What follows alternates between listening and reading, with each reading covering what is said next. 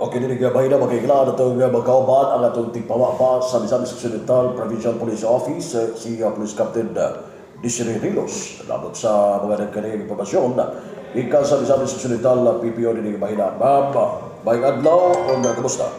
Hello, may buntag Misamis Occidental, may buntag po sa ato ang DXDD, no, sa tanan ng mga listeners. So, sa makausap pa, ako na po si Police Captain Desiree Rilos, ang Public Information Officer sa Misamis Occidental Police Provincial Office. Ma'am, nasinati ro na nga Sherline, naka-apekto labi na din sa itong lalawigan. Pero sama no, sa labi na sa PNP o sa mga gimo na ito nga mga pagpanganda usap. Yes sir, no. So kita tanan nakabaluman ta. So murag halo sa tibuok Misamis Occidental kung unsa ato ang weather condition sa pagkakaron.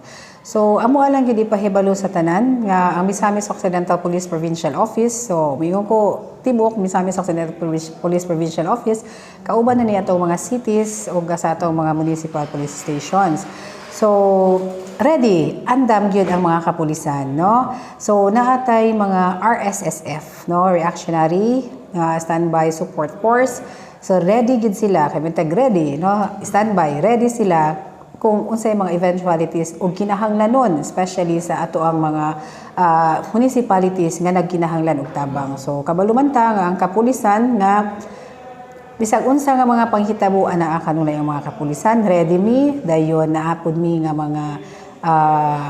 mga equipment nga amo ang dalhon, no, in coordination sa amo ang PDRRMO diri nato kung unsa man gani ang mga paghitabo ready mi sa kanunay.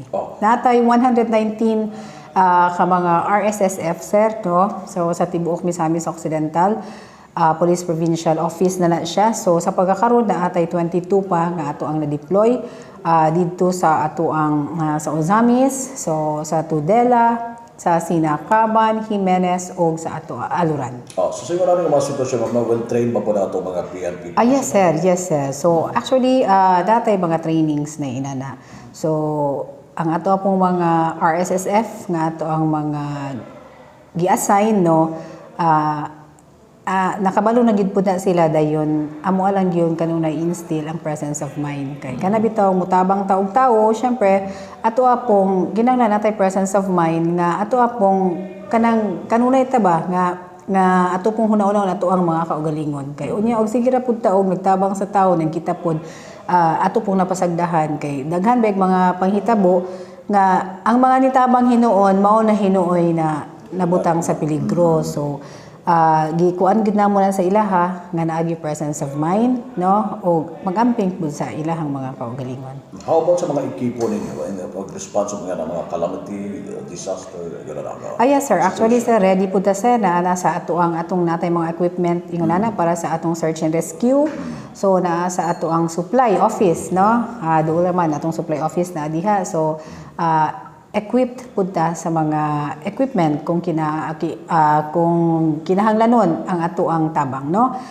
Isa pa, pwede pud ta na para sa kung gingon ganina in coordination sa ato ang PDRRMO. So kung naman gani magkulang equipment sa amo so namo pud tay PDRRMO. Aduol ra pud sa atong office sa Bokpo. Okay.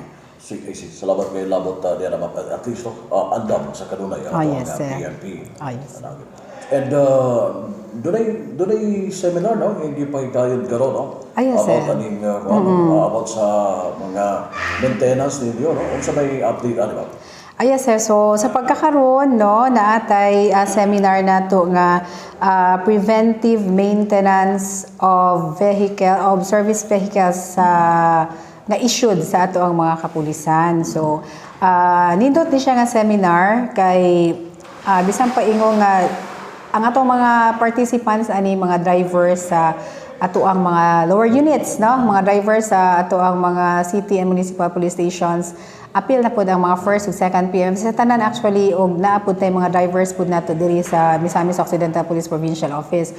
So sila ang mga participants ni ini nga mga nga seminar. So gituduan ta ang nagtudo nato ani karon ang lecturer nato taga TESDA si Sir Harantilla o si Ma'am Queenie Villanueva, taga TESDA na sila na diha karon. So Nindot kay na siya nga seminar kay bisan pa ingon nga driver ta kinahanglan gyapon tag i-refresh, no? I-refresh ta sa ato ang mga kahibalo, no? Kay aron maiwasan nato ang posible nga mga peligro sa dalan.